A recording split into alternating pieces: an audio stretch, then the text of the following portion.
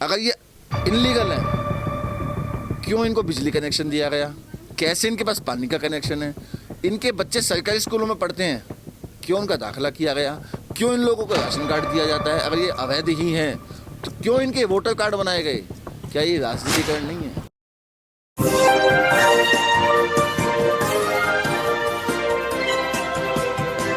पल पल न्यूज़ से मैं हूं आपके साथ नदीम अकरम। महरौली में लगातार हम मौजूद हैं कि किस तरीके से बुलडोज़र की कार्रवाई की गई है और कैसे लोगों के आशियाने को उजाड़ा जा रहा है।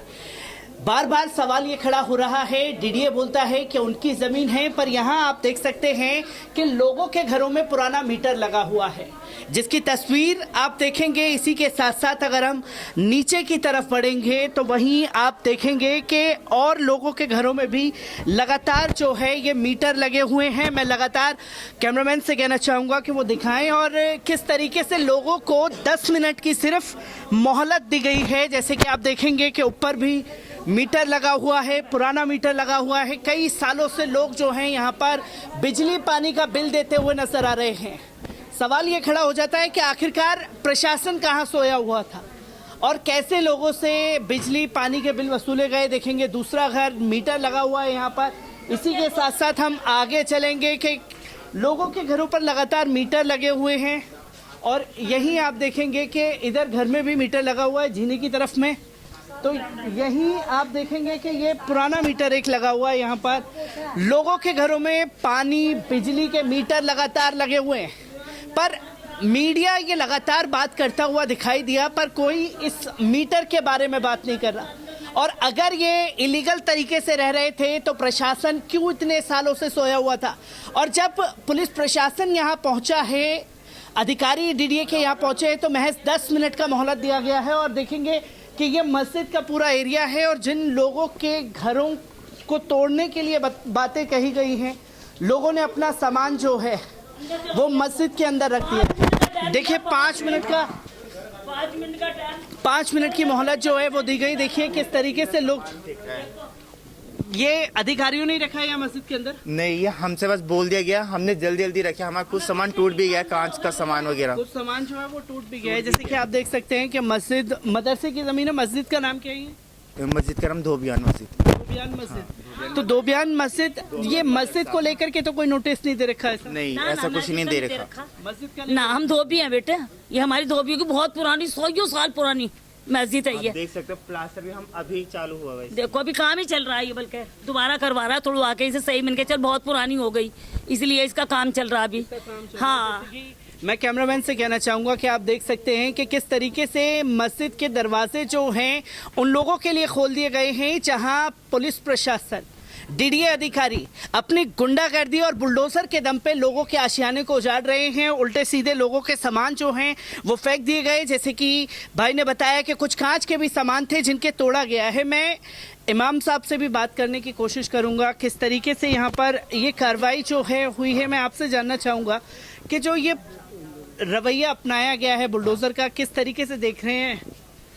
भाई देख तो सभी पब्लिक रही है, मतलब ये तो अचानक से इन्होंने किया है और अपनी बदमाशी इनकी कायम है जो हमेशा के लिए से जाने जाते हैं। और जहाँ झुग्गी वहीं मकान, ये तो उल्टा कर दिया इन्होंने। और मतलब अभी 1 साल तो क्या, साल 6 महीने भी नहीं चली ये लैंग्वेज इनकी, और देखो उसका उलटवार कर दिया इन्होंने। और गरीबों पे जोर चल रहा है बस, और क्या। ये तो देखो ना आप क्या मिल रहा है, इस चीज़ से क्या हो रहा है, अपना रिकॉर्ड ख़राब कर रहे हैं आगे के लिए। वो तो ऊपर वाला कहीं ना कहीं बसाएगा ही, आने तो फिर कुछ ना कुछ होगा इंतजाम इसका। आप जैसे भाई हैं कुछ दिखाएं। आपके भी सामान को यहाँ रखा गया है? मेरे सामान तो नहीं, लेकिन मैं इन सबके साथ ही हूँ। मैं तो एक रेंटर, मैं तो किराएदार हूँ। किराएदार हैं यहाँ पर? जी मतलब जी। कितने सालों से आप वाली बिल्डिंग है उसमें रहता हूँ मैं, आगे नमाज पढ़ने के लिए आया था। 10 मिनट की मोहलत दी गई है प्रशासन की तरफ से कि सामान उठा लें। हाँ 10 मिनट की, और वो भी अचानक ही। कोई खाना बना रहा है सुबह का वक्त, वही बेचारा कोई कैसे कर रहा है। तो ये सब, कोई बच्चा है अंदर, कोई बीमार पड़ा हुआ है अंदर, मतलब इतनी लापरवाही। तो ये कोई इंसानियत नाम की चीज़ ही नहीं, मशीनें एकदम चला दी। और फिर पुलिस प्रशासन और ये जवान वगैरह सब आए इधर। और ये तो अचानक हमने सुबह सुबह नींद खुली और ये देखा नज़ारा, मौका ही नहीं दिया किसी को कोई मौका ही नहीं दिया है किसी को। मैं आपसे जानना चाहूँगा कितने सालों से आप यहाँ रह रहे हैं? हम एक 14-15 साल से 14-15 साल से यहाँ पर हैं। कोई नोटिस इससे पहले दिया गया था? ये बताया जा रहा है कि नोटिस 1-1.5 महीने पहले दिया गया था। नोटिस दिया गया 3 महीने पहले नोटिस लगाया था। उस नोटिस में सिग्नेचर किसी का नहीं है। वो कहते हैं गवर्नमेंट सिग्नेचर था ही नहीं। बस एक पर्चा बनवा का मसला है और सिग्नेचर कौन किया नहीं किया वो पर्चा बस प्लेट पे निकालता गया और सब कुछ रह दिया। सबसे तकरीबन कितने घरों पर नोटिस चस्पा किया गया होगा? ये तो वहाँ से नहीं उन्होंने खसरा नंबर के हिसाब से कहीं कहीं जहाँ दिल करा वहाँ चिपका दिया। बस जहाँ दिल करा, किसी घर पर नोटिस नहीं लगाया और कह रहे हमने नोटिस दिए 1.5 महीने। मैं आपसे जानना चाहूँगा कि किस तरीके से जो है नोटिस कोई दिया गया था, क्योंकि ये बताया जा रहा है कि 1-1.5 महीने पहले ही नोटिस दे दिया गया था और फिर 10 मिनट की मोहलत दी गई लोगों को और लोगों का सामान जैसे तैसे फेंक दिया गया। अब खुले आसमान के नीचे गुजर बसर करने के लिए मजबूर हैं। I'm Yogesh Kaushik from SDK Foundation and I'm the local person of this locality. Actually ये जो केस स्टार्ट हुआ है 2015 से।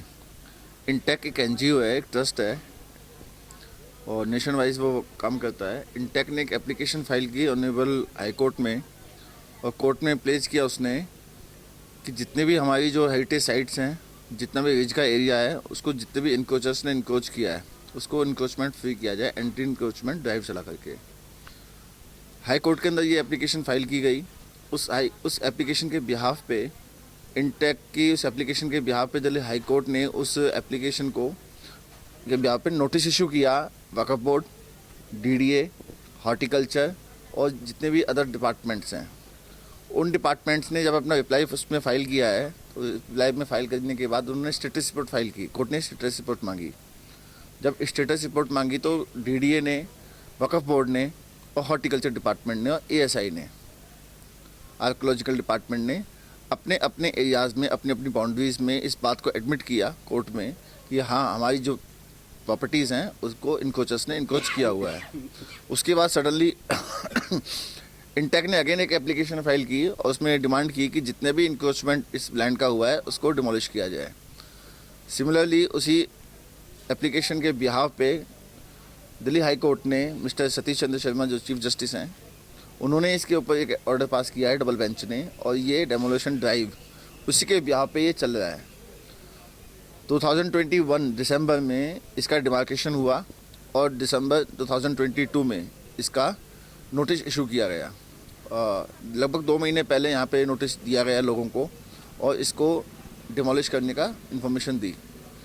लेकिन सब्जेक्ट ये है, क्वेश्चन यहाँ रेज होता है कि ये सब लोग इस देश में लोकसभा के चुनाव टाल दिए जाते हैं बोर्ड परीक्षाओं को लेकर के, लेकिन अब जबकि देश CBSE हमारी बोर्ड एग्ज़ाम्स को डिक्लेयर कर चुका है, इस माहौल में ये बच्चे जिनके यहाँ पे बोर्ड एग्ज़ाम्स आ चुके हैं, सर पे हैं, जो बच्चे तैयारी अपने सपने लेकर के पढ़ रहे हैं, इस माहौल में वो बच्चे कैसे पढ़ पाएंगे? उन बच्चों का भविष्य ख़राब होगा। LG साहब से, केंद्र सरकार से आग्रह है विनतीपूर्वक कि कुछ समय के लिए ही सही मानवीय आधार पे इस ड्राइव को रोका जाए और टाला जाए एवं जिन भी अधिकारियों की इसमें भागीदारिता है निष्पक्ष एक जांच, इन लोगों के आंसुओं को देखते हुए एक निष्पक्ष जांच की जाए जिन भी अधिकारियों की इसमें सहभागिता है, क्योंकि इन लोगों के घरों की रजिस्ट्रियाँ की गई हैं। दिल्ली रेवेन्यू डिपार्टमेंट ने उन लोगों से पैसा लिया है। रेवेन्यू का काम केवल पैसा कलेक्शन नहीं है, उन लोगों की एक जिम्मेदारी भी बनती है मानवीय आधार पर भी और कानूनी आधार पर भी। जिन लोगों से रेवेन्यू कलेक्ट किया गया है, जिनको आपने रजिस्ट्रियाँ दी हैं, उन रजिस्ट्रियों की कोर्ट में कोई कीमत नहीं है। तो इन लोगों ने उन रजिस्ट्रियों पर भरोसा किया, लेकिन आज उसकी कोई कीमत नहीं है।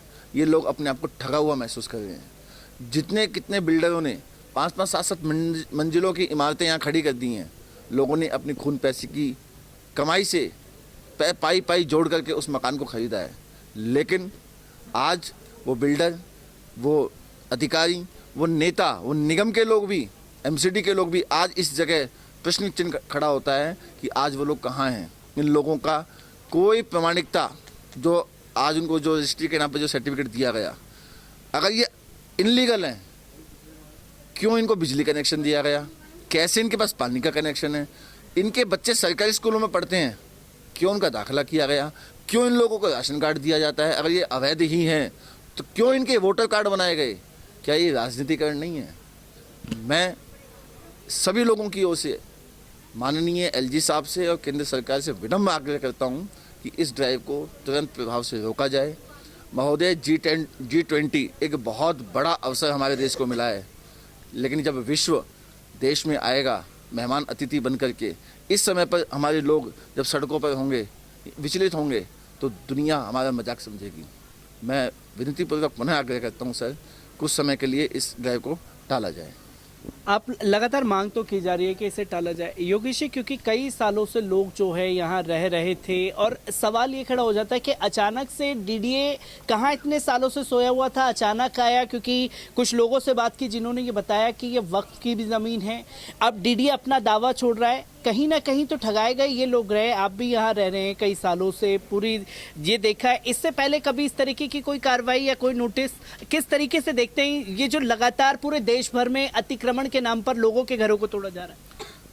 4 साल पहले भी यहाँ नोटिस इशू किए गए थे एसडीएम महोदय के माध्यम से, तब भी लोग ऐसा भयभीत करने का माहौल बनाया गया, परंतु उस समय भी राजनीतिक दखल के कारण वह टाल दिया गया। देखिए, ऐसा है कि इस समय जो देश में एक माहौल बनाया गया है अतिक्रमण के नाम पर, हम मानते हैं कि लोगों ने अतिक्रमण किया होगा, लेकिन लोगों ने भरोसा किया उन प्रतिनिधियों पर, उन अधिकारियों पर कि उनके हाथ में जो सर्टिफिकेट दिए गए, कुछ लोग ना समझ हैं, कम पढ़े लिखे हैं, वो ठगे गए हैं। निष्पक्ष जांच होनी चाहिए, उन अधिकारियों के ऊपर भी उतनी ही कार्रवाई सख्ती के साथ होनी चाहिए जितनी आक्रोश इस पब्लिक के ऊपर आज अतिक्रमण के नाम पर ड्राइव चला करके, बुलडोजर चला करके किया जाता है। हम इसके विरोध में नहीं है, सरकार को करना चाहिए, अतिक्रमणियों को हटाना चाहिए, अतिक्रमणकारियों को हटाना चाहिए, लेकिन उन अधिकारियों के ऊपर भी कार्रवाई करनी चाहिए जो ये अतिक्रमण करवाते हैं। जंगल के इलाके को खोलना चाहिए, उस पर से कब्जे हटाने चाहिए, लेकिन निर्दोष लोग ठगे गए हैं, उसका भी न्याय जनता मांग रही है। निर्दोष लोग कहीं ना कहीं ठगे गए हैं। योगेश जी हमारे साथ मौजूद थे। जैसे कि मैंने बताया कि किस तरीके से मस्जिद के दरवाजे जो हैं वो खोल दिए गए हैं, जो अब खुले आसमान के नीचे रहने के लिए मजबूर हैं। ये सामान देख सकते हैं और सवाल वही है कि आखिरकार वो अधिकारी कहाँ हैं, वो डीडीए के लोग कहाँ हैं जो अचानक से इतने सालों से सोए हुए थे, अब जागे और लोगों का आशियाना उजाड़ गए।